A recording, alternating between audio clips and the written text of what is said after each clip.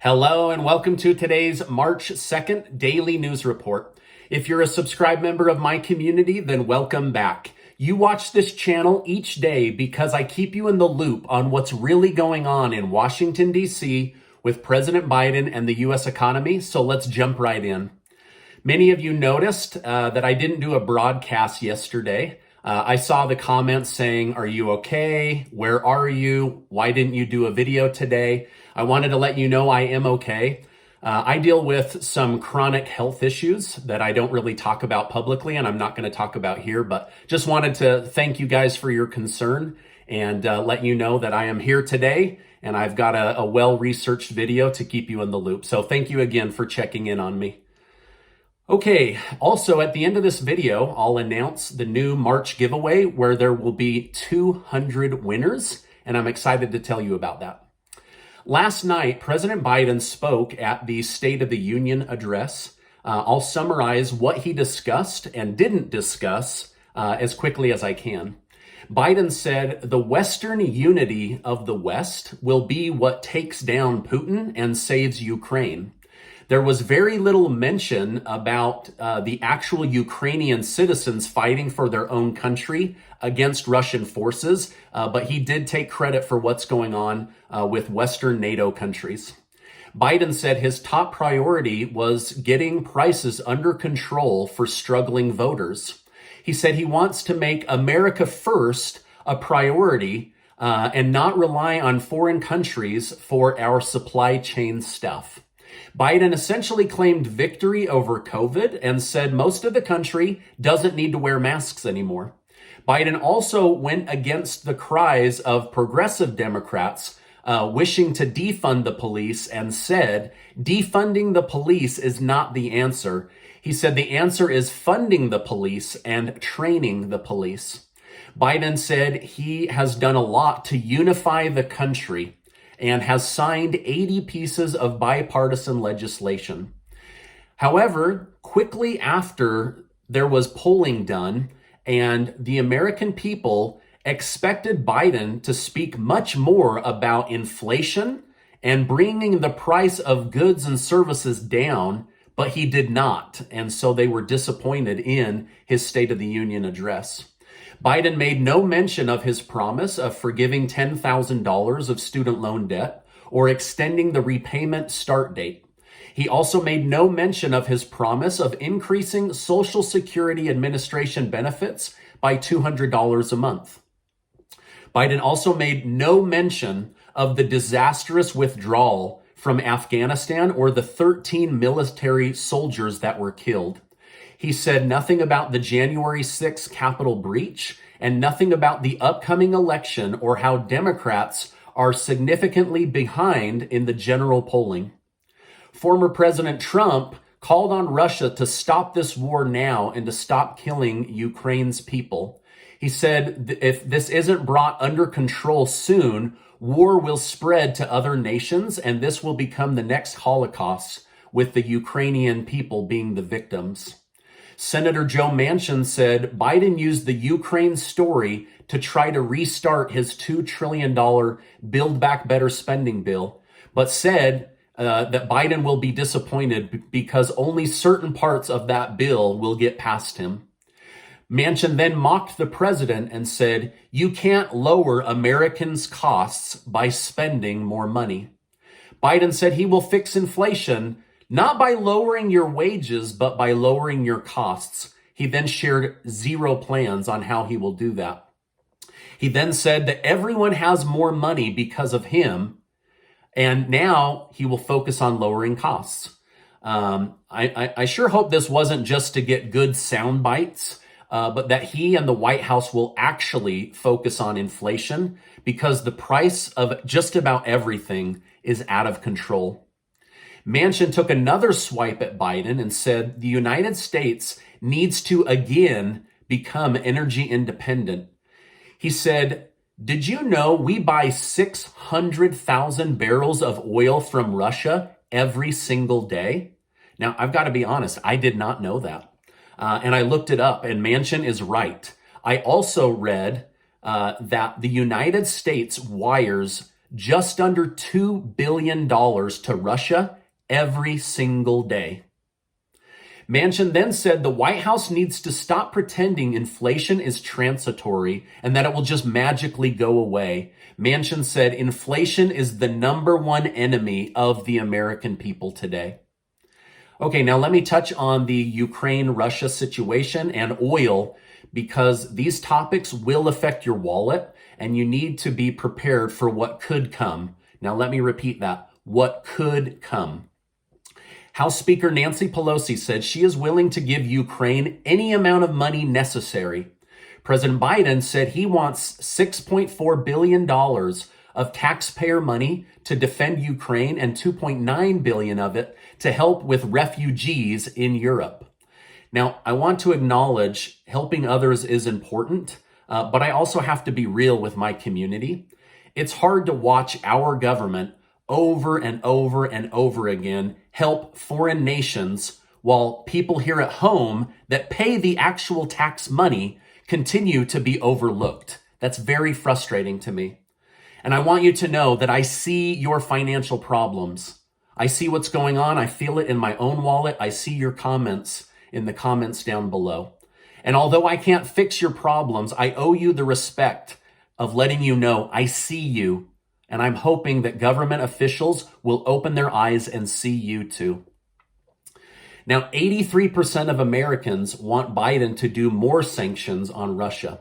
62% say Biden could be doing more to help the situation. 42% said they want the U.S. military to go in and defend Ukraine against Russia, while 58% say we don't want our young men and women in this fight. The poll showed Democrats and Republicans are tied on not wanting military men and women fighting on the ground in Ukraine. So far, about 15,000 active duty military are on alert to help NATO nations, but they are stationed all over Europe and not in Ukraine. The Pentagon is now telling all American citizens to get out of Russia immediately, get to NATO partnered countries for help. The U.S. stock market and cryptocurrency have rallied nicely on the hope that peace will be found this coming week. However, the Russian stock market is dropping, and it's dropping fast. One of the most popular indexes in Russia is down 98%. And the Russian stock market refuses to reopen because they know it will cause massive losses to Russian citizens that are already hurting. Ouch. If you had $100 in there, you now have $2. That's a hit. Now, the European Union has started to sanction the country of Belarus for being a past supporter of Russia and for hosting the peace talks between Russia and Ukraine. But Belarus is now saying, don't sink our economy because of Russia. We don't have a single military man fighting Ukraine. Please don't hurt our country. The ceasefire talks will be held again Thursday morning between top officials from Russia and Ukraine. Leaked notes from Russia show ceasefire is on the table. Also, a demand to pick a new president for Ukraine is also on the table.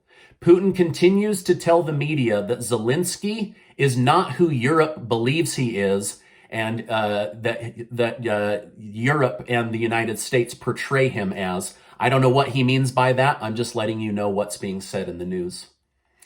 Now, all of this is scary, and it hits close to home, and it hits your wallet. Jen Psaki said, as of right now, we have sanctioned every area of Russia that we can, except oil and gas. But now sanctioning oil and gas could be on the table as the final nail in Putin's coffin. However, they warn that oil could jump to $200 a barrel, which means we could see $10 per gallon gas in different parts of the United States. Now, again, I'm not trying to scare anyone. I'm just telling you what's in the news so that you can be prepared for what could happen. It's a major could, but it's definitely on the table, according to White House representatives.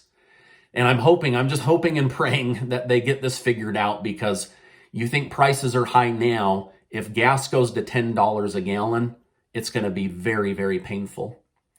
Right now, there is a convoy of military fighters and military assault vehicles 40 miles long from Russia heading into Ukraine.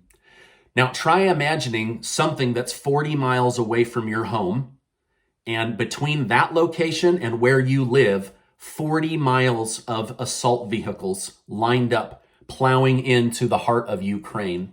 If this arrives, this will go from crazy to super crazy really, really fast. So again, I'm hoping and praying that these ceasefire talks on Thursday are productive. Germany has closed the Nord Stream 2 pipeline and fired all of the employees as of this morning. The price of natural gas jumped 60% overnight for Germany and surrounding neighboring countries. Top analysts at Goldman Sachs say the price of oil could change rapidly, and Biden is failing to address inflation and gas prices properly. They said releasing oil from the strategic oil reserve didn't do jack, and it won't do jack if he tries to do it again. They said what the U.S. needs is new oil being produced now and every single day, not old oil being slowly released as a PR stunt to look good. Again, that's from Goldman Sachs, not from me. Okay, now on a positive note, many American car makers are cracking down on car dealerships to ensure there isn't price gouging happening because of car shortages and chip shortages. Ford, for example, said they know prices go up when supply goes down, and we're working on it. But when we sell a Ford to the American people, we have a price in mind that reflects our brand.